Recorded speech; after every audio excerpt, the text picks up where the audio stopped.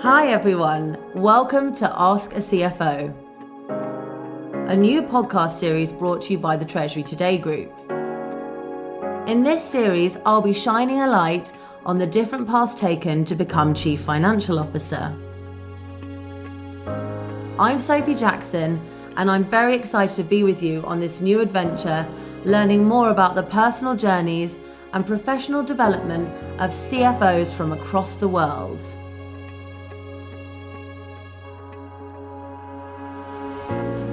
In this special two-part episode, I had the great fortune to speak with Eric Ball, who I first met last September when we hosted a special workshop for future corporate leaders in Silicon Valley. He was introduced to me by Treasury Today Group's senior advisor and industry legend, George Zinn. Eric Ball is, amongst many things, an academic and an author who held a long-term position as treasurer at Oracle before having a stint as CFO at an AI startup and then becoming the founding general partner of Impact Venture Capital. His wisdom and humour make him such a delight to speak with, and I'm super pleased that you can all get to benefit from his insights.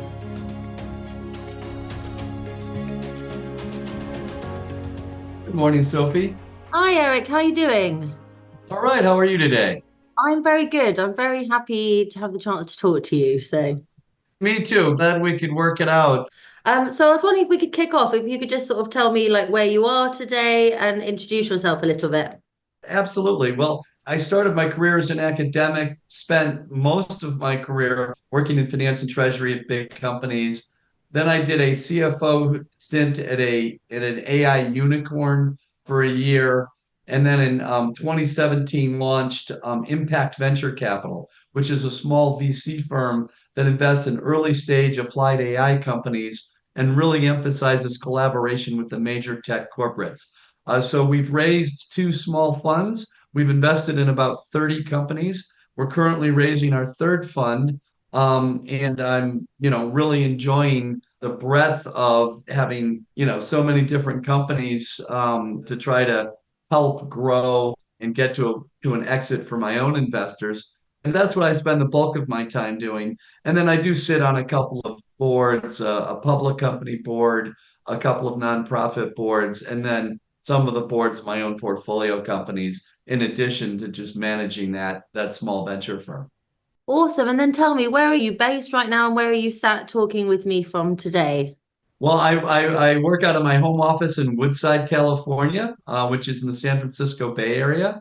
And several of my portfolio companies that we have are local, but then we have some that are a little bit further afield. Awesome. And yeah, I mean, we met a few months ago, for those who won't know, at a workshop in Silicon Valley. And I just think you're such a dynamic speaker that I was really excited to get the chance to speak with you again and have pestered you to come and speak to the Treasury Today community another time. So yeah, tell me a little bit. First of all, you mentioned the kind of the highlights there, but tell me about your career journey and how you arrived in that CFO role that I know you ended up in, briefly. Sure. I started as an academic studying financial markets and decided that I enjoyed the teaching, but didn't want to make a career out of research in economics and finance. And I was offered a job at AT&T in their long distance unit, analyzing profitability, which was different and fun. But I decided that I wanted to look for a role where my experience with capital markets analysis might be an asset. And I identified the relatively smaller team at Treasury at AT&T and said, hey, this would be a really, I could stay with the company I'm already at. And all that time I spent analyzing capital markets would be an asset. So after about 2 years of working in the long distance unit at AT&T, I moved to Treasury. I ended up at AT&T for 6 years. And then, a handful of other large companies, Avery Dennison, Cisco Systems, Flextronics, and Oracle. And I spent the next 27 years in varying finance roles, but about 2/3 of that was primarily in treasury roles until, in 2005, I landed at Oracle as the treasurer, and I stayed at Oracle for 11 years through 2015 as the treasurer there. On the way, I did occasional stints outside of Treasury to learn business finance. I was an assistant treasurer at Cisco and Flex, and Oracle was looking for someone with capital markets experience and tech. And that was a rare combination because no major tech company had ever raised debt capital. But I had experience in raising debt capital for non-tech companies, and I had experience at tech companies. So I had this kind of unicorn resume that resonated for Oracle, which was thinking about becoming the first big tech company to issue debt. And that launched 11 years at Oracle as treasurer. What a unique perspective to have been at such a roll call of household names across Silicon Valley. I mean, there's not many that have gone to so many. So tell me, I mean, we've spoken about this in the past, but what have some of the biggest challenges and successes been in your career so far, do you think? And what did you take away from those? Well, that's a big question. I mean, I certainly had, some successes and certainly challenges as well.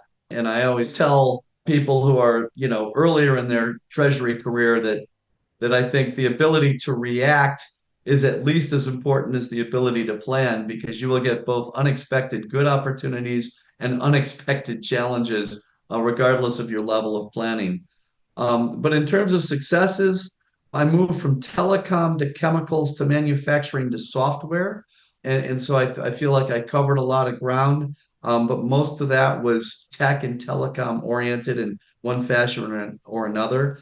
I think what I probably would be most known for was the fact that I raised $52 billion in bonds at Oracle to pay for 103 acquisitions during my tenure there. Issuing debt was considered innovative when we did it, as was initiating a dividend. We were one of the first big tech companies to initiate a dividend. At one point, I had the largest bond deal in the history of tech. Another point, I had a banker tell me that the 52 billion I raised was the most capital raised by anyone in tech. I think those records have been surpassed now, but I had those for a couple of years. And I also invested over $50 billion in overseas cash, which was a big cash and investments portfolio. And I view as a success the fact that we did not lose any deposits or investments in the 2008 crash when a lot of banks ran into challenges. We were very fortunate that we avoided losing any of that cash portfolio. And I think that perhaps what I'm proudest of was the fact that we managed this at Oracle with a very small treasury team, much smaller than the assets would indicate. We had fewer than 30 people during most of my tenure. And I always believed that I could be more productive with a small team than I could with a large team. And I was very impressed with that lean team that we had that I think accomplished a lot at that time in that company. In terms of challenges, I've had several. I went from moving from very large companies to very small companies, and that really entails becoming less of a specialist and more of a generalist. As the company shrinks, you sort of wear more hats. I found accounting, HR, and IT easier to integrate by hiring good people. I didn't have particular backgrounds in those, but when I became a CFO at an AI unicorn, all of a sudden I had accounting reporting to me, HR reporting to me, IT reporting to me. Those were all new challenges and new experiences for somebody who'd spent the bulk of his career in Treasury. I found FP&A, which I hadn't ever been in an FP&A function at a big company, but I had to, do it myself as, in FP&A. And I think that was a more challenging part of the role that I experienced when I became a CFO. I found myself wishing I'd done a stint in FP&A when I started doing that forecasting on my own because we had such a small team that I did not have an FP&A specialist on my staff when I moved to that CFO role at a smaller company. Other challenges that I faced, one is adapting to different CEOs and other, C-suite employees. I think that we get from junior management to middle management largely on our technical expertise as treasury professionals. But I think getting from middle management to the C-suite really depends on aligning with the CEO and the other top people in whatever company one finds oneself.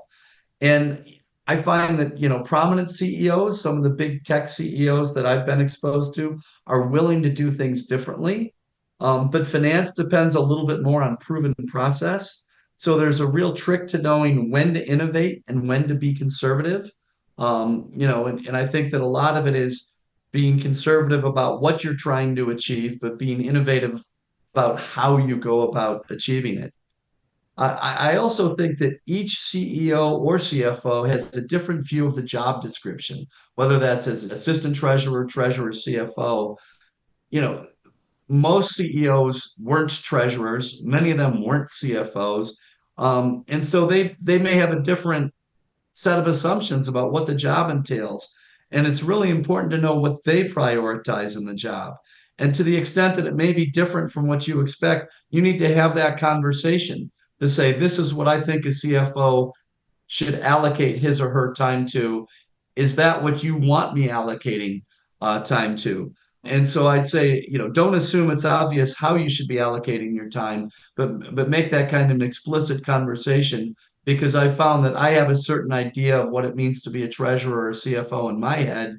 But I've had CFOs and CEOs who've had, different ideas of what they prioritize in their senior finance team. So I think it's really important to understand what the CEO is looking for and to either, match that expectation or change that expectation.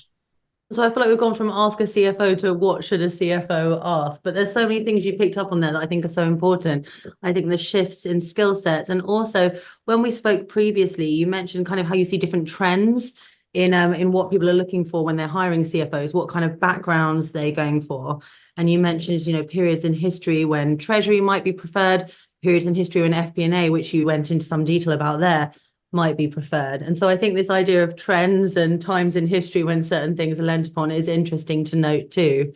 Another thing that I think is nuanced or unique is the industry sector that you're in. You've had a very niche experience in one sort of set of industries, if you like, in tech and telecoms, as you said.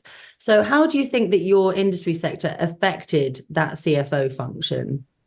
Well, I think that each sector is unique, but there can be value in being in different sectors because what is common in one sector can become common in another. I mean, I had debt issuance experience outside of tech at a time when tech companies didn't issue debt.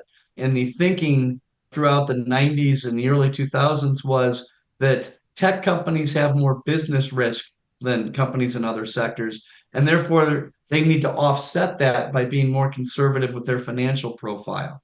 And so let me just pause there. So for me, as the tech sector evolved, I think it became more comfortable saying, no, we're not that special. Yes, there's business risk, but there's business risk everywhere, and there can be really a role for debt. And at the time, we saw a role for debt, first of all, because there was so much cash overseas that couldn't be repatriated at any kind of tax efficient manner, that it was just a matter of, well, let's look at net debt instead of gross debt. If we issue debt in the US, but we have more cash than that overseas, we're still net cash positive. And then I think it evolved to where a lot of tech companies became comfortable even having net debt. But you saw that what was common outside of tech became common in tech, and I think that happens. So I think it's really useful to either have some experience in different sectors or pay attention to what's going on in other sectors and really question why are we different? Because I think everybody tends to overstate the differences in their particular sector or their particular company. I think that the experience in different sectors helped me. I worked at a contract manufacturer, Flex, and they were very big, a lot of employees, a lot of revenue, but really tight profit margins. So they really had to be lean in their hiring and have much more discipline among the size of the team than you might see in more conventional tech companies. And having a smaller team meant that as I climbed the ladder, I had to wear more hats. When I was an assistant treasurer there, I had to do things that there were more heads to do in a more average big company. But that helped me a lot when I stepped into the treasurer role because I'd worn more hats. We'd had insurance and capital markets and treasury operations and foreign exchange all kind of rolled into a couple of people. And that helped me when I stepped into that broader role as a treasurer later. And then I ended up with those various functions reporting to me as a treasurer. Well, I'd had a lot of those functions reporting to me as assistant treasurer, and that kind of compressed staff environment. And so I think that, that experience outside of tech helped me in tech. So I do think that each industry sector is unique, but I think that we can learn from them. One thing that I think has been common across sectors is exactly what you mentioned, Sophie, which is that different skills become prominent at different times. I think in the 1980s and 1990s, you saw globalization and companies were operating in a lot more countries than they were used to. And capital market skills, foreign exchange skills were really highly valued. By the end of the 1990s, we'd had accounting scandals. We had Sarbanes-Oxley. We had CFOs and CEOs having to sign off on the financial statements personally. And that made them a lot more focused on the accounting function and where we're really capturing all the right metrics in the accounting numbers. So I felt like, in the 1990s, you saw more treasurers become CFO. In the 2000s, you saw more controllers becoming CFO. And then I think in the teens, you saw the rise of FP&A and really a lot of CEOs placing more importance on the accuracy of forecasting and really getting that feeling like, some finance functions were looking in the rear view mirror, but FP&A is looking out the windshield. And so I think that there are trends and in the relative prominence of different functions within finance, whether it's treasury, accounting, FP&A, kind of ebbs and flows. In the same way that you see CEOs come out of different functions. I think CEOs came more out of finance, in the 80s and 90s. And then you saw more CEOs coming out of legal departments since then, as legal structures became more important to the success of a company. So I really think that there are certain skill sets that are always valued, but there's a little bit of fashion or trend into which ones kind of become best for moving up to the next level. Excellent. You touched on a couple of areas there that were perhaps not necessarily different than you were expecting, but new. You mentioned forecasting, you mentioned having new people reporting into you, accounting and HR and tech, IT, sorry. So tell me, there are so many preconceptions about the function of a CFO. What aspects were as you expected, and which ones took you by surprise or represented a new challenge for you? Well, as I said before, I think it often depends on the particular idiosyncrasies of your CEO. What do they need? But I'll say, there's certain things that are fairly common for a CFO and somebody moving into that role. What is common and what I would expected is that the CFO is also the voice of no. People always have all these great things they want to do that require capital. And I think the CFO has to move beyond simply generating financial statements, managing capital markets, making a forecast to just say, where is our capital best spent? And what that means is that you have to disappoint a lot of people.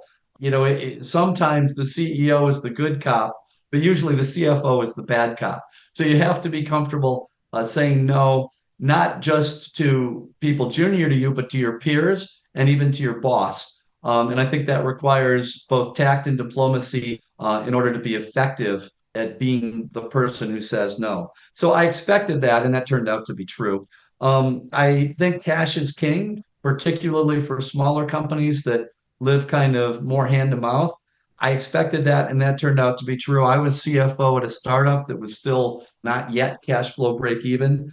So the cash forecast was disproportionately important to the CEO, to the board, and I felt like it was really the first responsibility. And I think that treasurers handle that well because treasurers are used to cash being king. I mean, the first role of a treasurer is to make sure the paychecks don't bounce.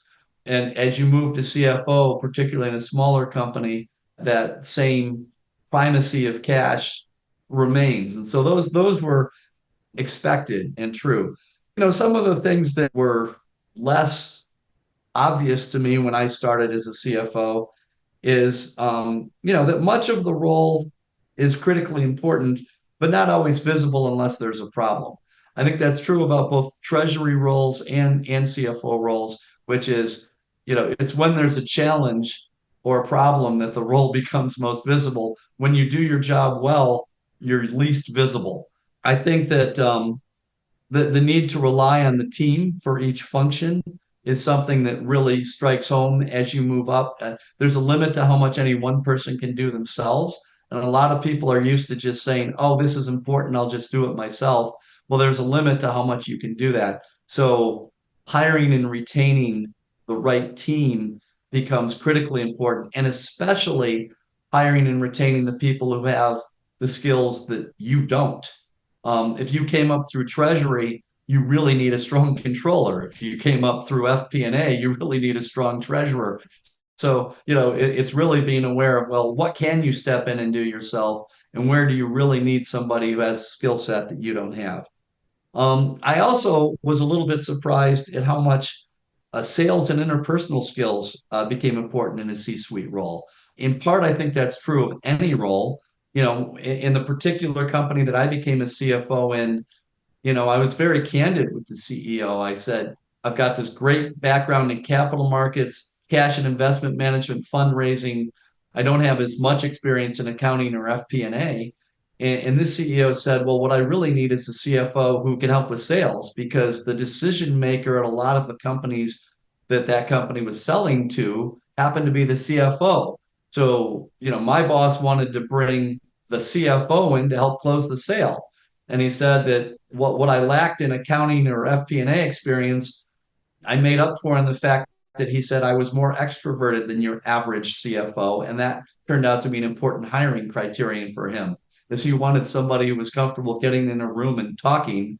And as my wife will tell you, I rarely walk by an open microphone. So that surprisingly became something that was a real element in what I was expected to do, was just help sell the product. And that caught me by surprise. And another surprise, as CFO, you're privy to a lot of information. And obviously there's information that you share, and there's information that you have to be discreet about. That is expected. What is not expected is, because everyone knows that you have information, people look to you to decide whether or not to be worried. And so, if you walk around with a tense look on your face, which could be for you didn't get enough sleep last night, you had an argument with your spouse, whatever, if people see you walking around worried, they worry. And so that caught me a little bit by surprise, which is that people really pick up on your vibe, even if you're not disclosing information. That people really do pay attention to how calm you look, how confident you look, things like that. And that was a little bit of a surprise to me, because in Treasury, nobody seemed to worry about it if I looked tense. I think that's so interesting. There's a couple of things that really surprised me also, like that one particularly, but I guess that kind of makes sense. You are the visible figure for the financial well-being of a company, and especially if you're in a startup where there's a lot of perhaps anxiety or investment from teams in the future outcome of that business, that makes sense. But I guess perhaps how much the CEO can set the scope of your frame of work and of your background and so on. That's interesting to me also. That's the end of part 1 of my conversation with Eric Ball. Stay tuned for our next installation, the second part of this episode, where I'll be further delving into Eric's career journey and sharing some of his amazing advice from his experience in academia, at Oracle, and much more. Stay tuned and subscribe wherever you get your podcasts from. Thank you so much.